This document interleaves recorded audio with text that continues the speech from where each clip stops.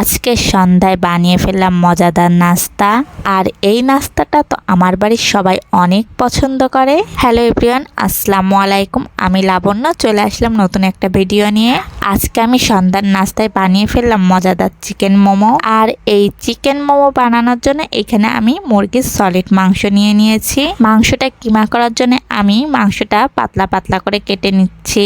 পাতলা করে কেটে রাখা মাংসগুলো নিজের আঙুলগুলো বাঁচিয়ে সুন্দর করে কুচিয়ে নিলাম। এইভাবে কিমা করা কিন্তু একটু কষ্টকর। এইভাবে কিমা না করে সহজেই পানি ছাড়া 2-1 বার ব্লেন্ড করে নিলেই কিমা হয়ে যাবে।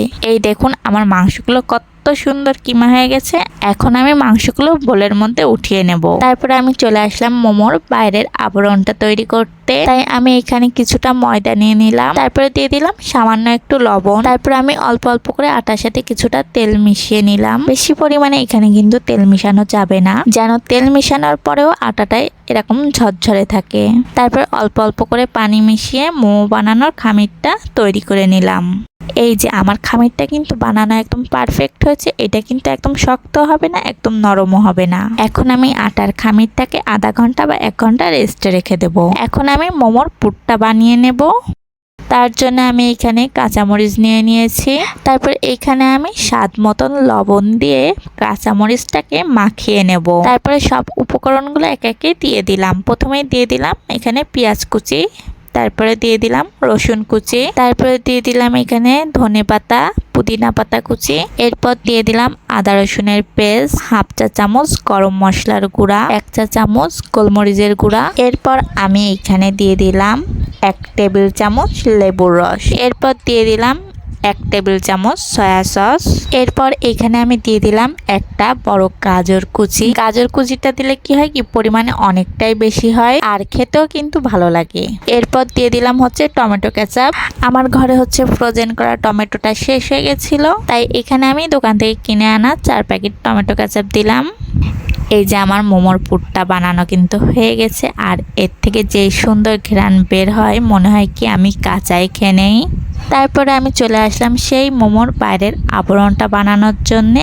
আর তার জন্য এইখানে আমি বড় একটা রুটি বেলে নিয়েছি। তারপরে এইখানে আমি প্লাস্টিকের কৌটার একটা মুখ নিয়ে নিয়েছি আর এই মুখে আটা মাখিয়ে নিয়েছি। এরপর রুটির উপর বসিয়ে ছোট্ট একটা রুটি কেটে নিলাম। তারপরে রুটির মাঝখানে আমি 1 চামচ মাংসের পুর নিয়ে নিলাম। এইভাবে হাতের উপরে রেখে যেভাবে কাপড় কুচি দেয় সেভাবে হচ্ছে কুচি দিয়ে নেব। আমিও কিন্তু মোমো বানানোর এক্সপার্ট না, তারপরেও যেইটুকুনি পারি আপনাদের সাথে শেয়ার করছি। এরপর হাতের উপর রেখে মুখটা মুড়িয়ে নিলাম।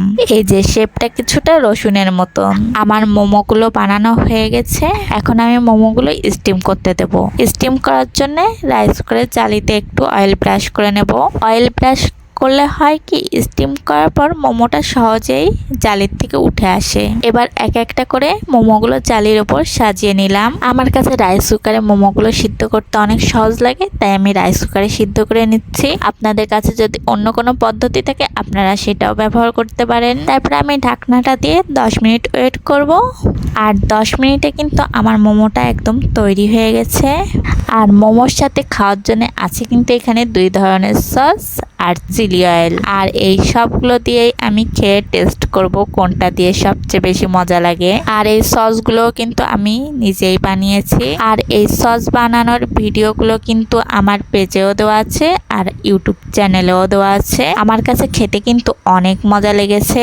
আর আমার মেয়ে কিন্তু এই মোমো খেতে অনেক পছন্দ করে। যখন আমি বানাই অল্প একটু বানালে হয় না, অনেকটাই বানাতে হয়। বানিয়ে হচ্ছে ডিপ ফ্রিজে ফ্রোজেন করে রেখে দেই। আর আজকে আমার ভিডিওটা এই পর্যন্তই। আল্লাহ হাফেজ।